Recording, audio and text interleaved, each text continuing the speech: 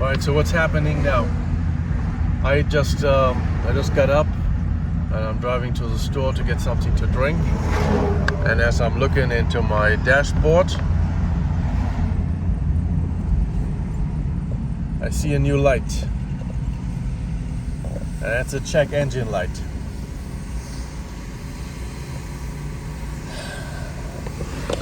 That light does not mean change your oil. That light has me worried. It's 11:30. I'm gonna stop by the mechanic shop just to get have them plug their thing in. Just get a diagnostic. This does not make me happy. I don't have the money to get anything fixed right now. Maybe it's something minor. And maybe it's something big. I just don't know.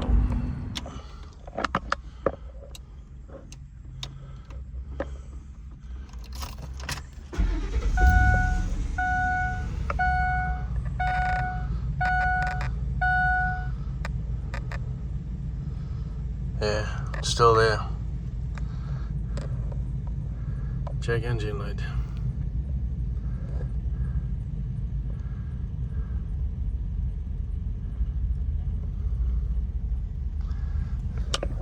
Now I guess it could be something that's fairly harmless. I say fairly. Why would the engine talk about something that is harmless? Right? Why would it? Okay, here's my mechanic shop. They've got a full parking lot. Not happy.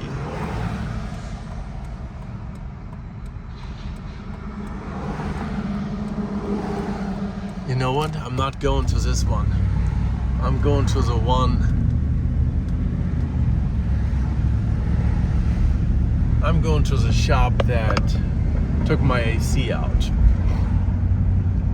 They were quick, they were doing it right away. I don't want to say they were reasonably priced, but whatever. They might not have much wait time, maybe. The shop here is always busy. I guess now that summer's over, they're busier. The biggest fear of any vehicle dweller is that the vehicle breaks down. And while this is not a technical breakdown, it is repairs implied, and that's gonna cost money. And usually it's money that we don't have. And now we're going to the mechanic shop. Yeah, so yeah, the biggest fear for a vehicle dweller is the car breaking down. The biggest fear is unexpected expenses for the vehicle. You know, now this is not a technical breakdown yet. So the light coming on, I guess, is giving me a tiny little bit of heads up. But that's not the type of heads up that I like. I like to be prepared. I don't like surprises. And problems I like to tackle from a position of strength, not a position of weakness. At this moment, and essentially over the last year, ever since I totaled my car, I have been in positions of weakness. And that is why everything has been a problem, like a real problem, a mental problem, a financial problem, because I was not in a position of strength. I was not able to make decisions. I was not able to emotionally cope with the challenges.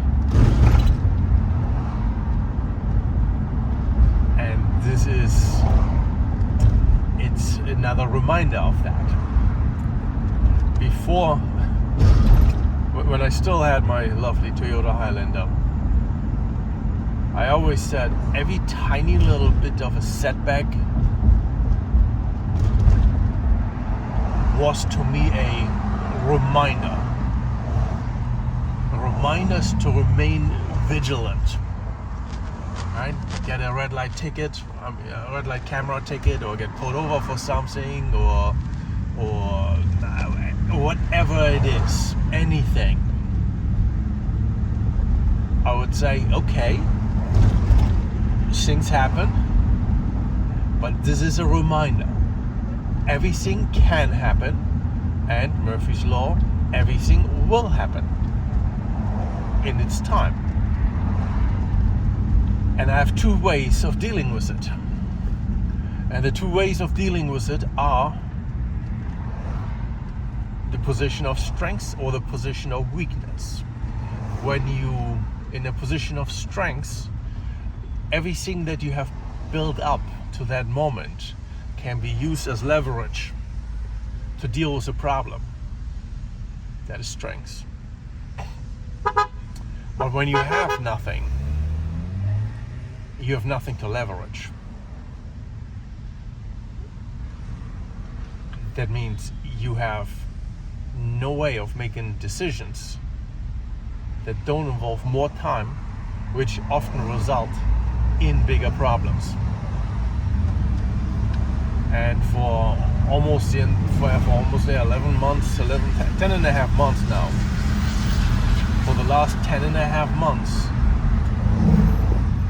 I have been in a position of weakness. I have had no leverage on anything. And I've been desperately trying to find a bottom so I can first dig myself out, because I've run myself into lots of credit card debt. And then once I'm out of debt, to build myself back up again. And this check engine light is another reminder of that.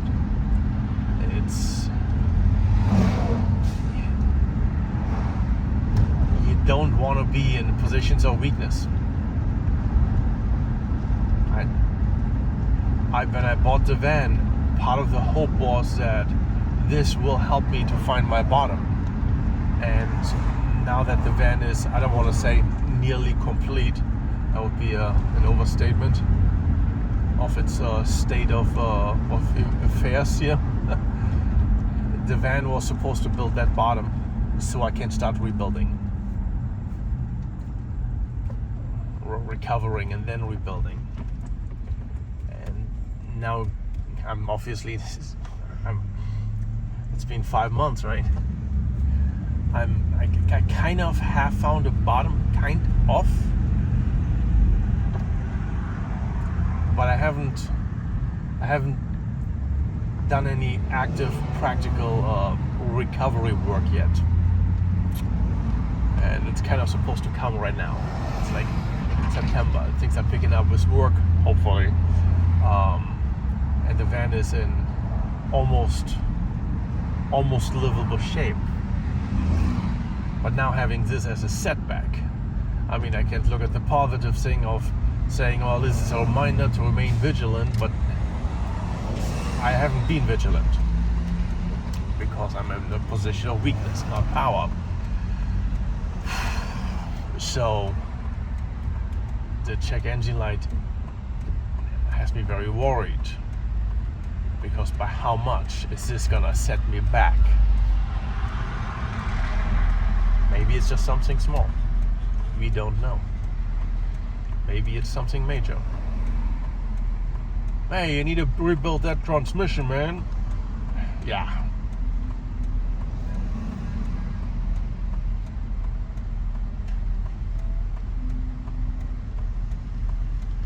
The van has how many miles? 243,000 miles, 756.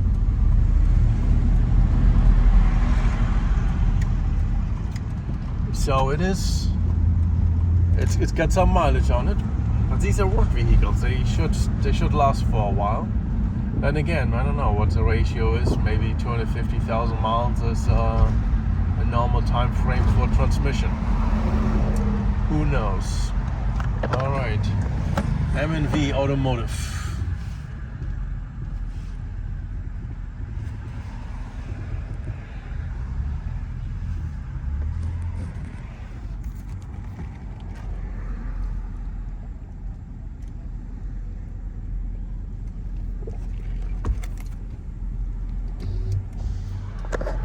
Yeah, they also seem busy. So can't expect businesses to not have business, right? Oh.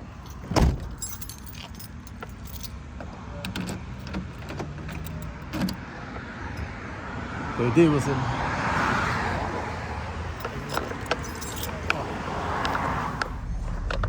All right. So I'm just leaving the mechanics place. He said, so he showed me the code on this machine. I was like, I know nothing about these codes. And he said it means fuel line, something pressurizing the fuel line, I guess, from tank to engine or whatever. And well, first he had to replace a fuse because he couldn't plug the reader in. He said probably the cigarette lighter, because I guess they're on the same fuse. Cigarette lighter probably blew that fuse, and that's why you couldn't, why the reader part was disconnected. So you put a tiny little fuse in. One of these little guys. It's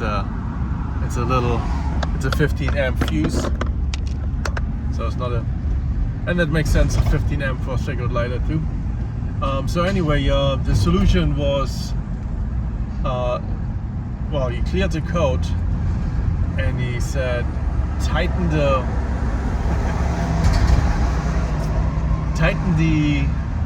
gas cap better. Tighten the gas cap. Yeah, there's like a soft close and then there's a tight close on the gas cap. And yeah, I probably did only the soft close. And yeah, so this should have solved the problem. He charged me $20 for the 10 cents fuse.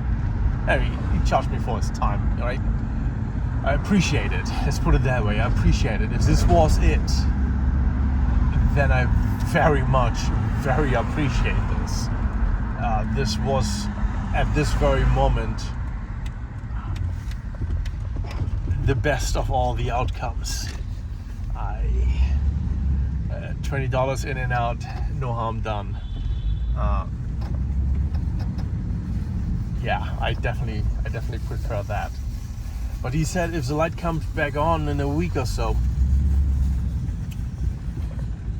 and I'm at half a tank, so there's a good chance I've got to refill and get a practice putting the gas cap on better. So if it comes back on, then he says there might be a leak in the fuel line somewhere.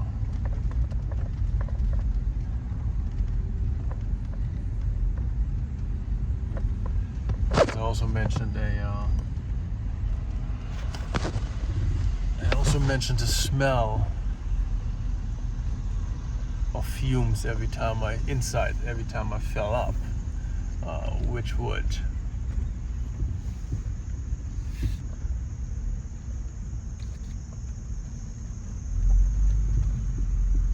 be in line with that. So anyway,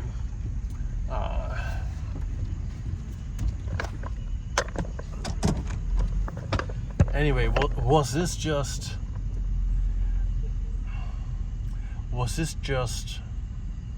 the scare that I needed to become more vigilant again and to get motivated to put myself in the position of strength, to get out of the weakness?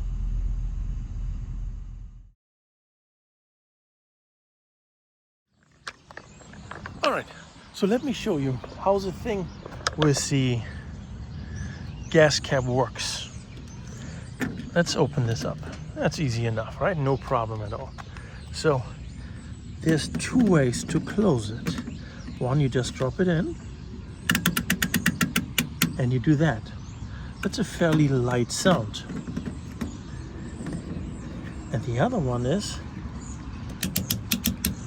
that's a different sound.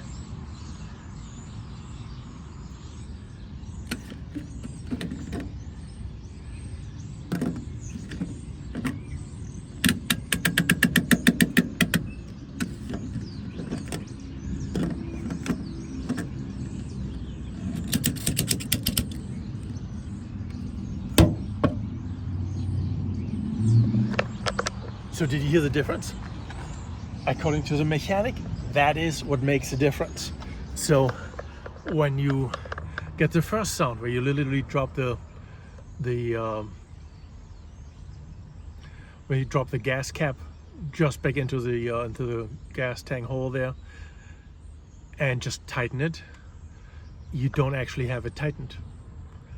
And apparently that's how you could end up with not enough air pressure in the gas line for the pump to work properly, and that might mean that you don't pump enough fuel, or maybe the onboard computer thinks that that is the reason that the engine doesn't perform properly, and the check engine light would come on.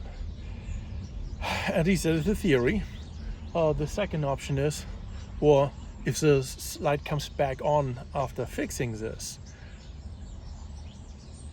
if there could also be pinch holes in the gas line somewhere, and then more fixing would need to be done, and you have to be searching for the actual cause.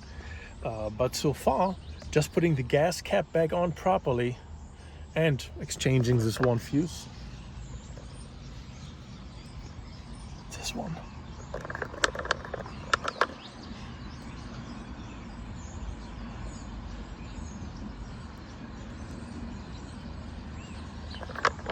tiny little 15 amp fuse. I believe that fuse is connected to the lower of my two circuit lighter outlets over here, and this one hadn't worked anymore. I think I had the fridge plugged into it and it didn't like that, which is weird because I shouldn't have an issue with that. That's exactly what that thing is designed for.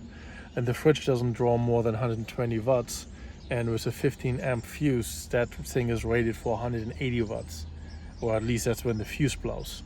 So I don't know, but yeah, so the gas cap, that solved the problem. A big fear, a big scare, easily solved.